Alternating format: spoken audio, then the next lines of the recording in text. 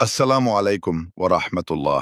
দুনিয়াতে এমন কিছু গুনাহ বা পাপ আছে যা করলে আল্লাহ তাআলা পরকালের জন্য অপেক্ষা করেন না।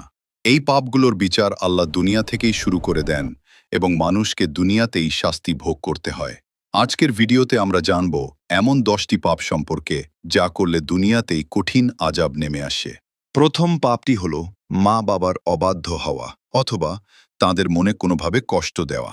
মা বাবার চোখের পানি আর দীর্ঘশ্বাস যার ওপর পড়বে সে জীবনে কখনো সুখী হতে পারবে না। হাদিস অনুযায়ী মা বাবাকে কষ্ট দেওয়া সন্তানের বিচার ও শাস্তি আল্লাহ দুনিয়াতেই দিয়ে থাকেন। মানুষের ওপর জুলুম করা।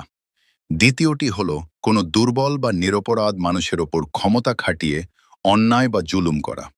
অত্যাচারিত মানুষের ফরিয়াদ সরাসরি আল্লাহর কাছে পৌঁছায় এবং আল্লাহ খুব দ্রুত এর বিচার করেন।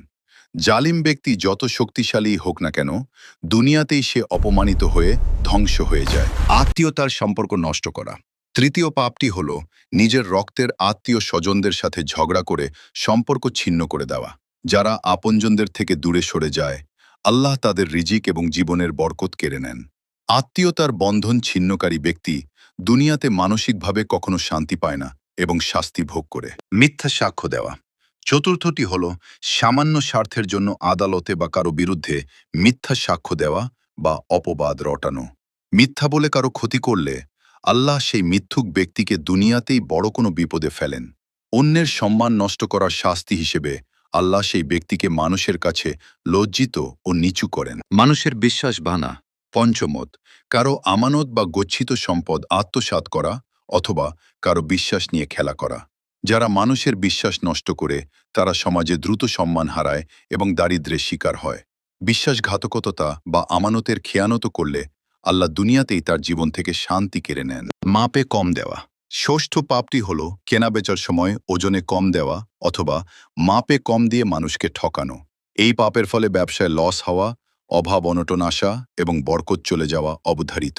যারা ব্যবসায় মানুষকে ঠকায় আল্লাহ তাদের সম্পদ ও সম্মান দুনিয়াতেই ধুলোয় মিশিয়ে দেন। ব্যভিচার বা অশ্লীল কাজ।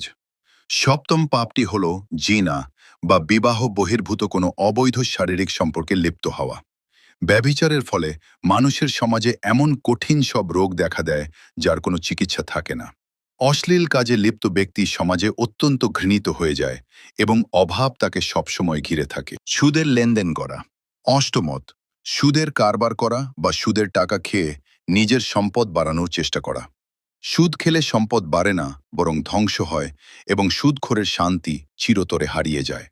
সুদের সাথে জড়িত ব্যক্তির জীবনে বড় ধরনের দুর্যোগ বা বিপদ আসা সময়ের ব্যাপার মাত্র। অহংকার বা মানুষকে ছোট করা।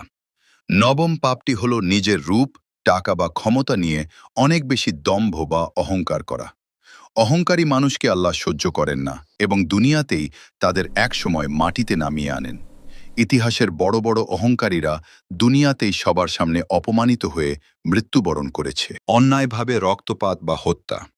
দশম এবং সবচেয়ে বড় পাপ হল কোনো মানুষকে অন্যায়ভাবে মেরে ফেলা বা রক্তপাত ঘটানো। খুনি ব্যক্তি দুনিয়াতে কখনো শান্তিতে থাকতে পারে না এবং কোনো না কোনোভাবে ধরা পড়ে। রক্তের বদলা বা হত্যার কঠিন শাস্তি খুনিকে দুনিয়াতেই এই আস্বাদন করতে হয়। এই 10টি পাপ আমাদের জীবনকে নরক বানিয়ে দেয়, তাই এগুলো থেকে সব সময় দূরে থাকা উচিত। আসুন আমরা সবাই এই গুনাহগুলো থেকে তওবা করি এবং আল্লাহর কাছে ক্ষমা প্রার্থনা করি। ভিডিওটি শেয়ার করে সবাইকে সতর্ক করুন এবং সঠিক পথ পেতে সাহায্য করুন। আল্লাহ হাফেজ।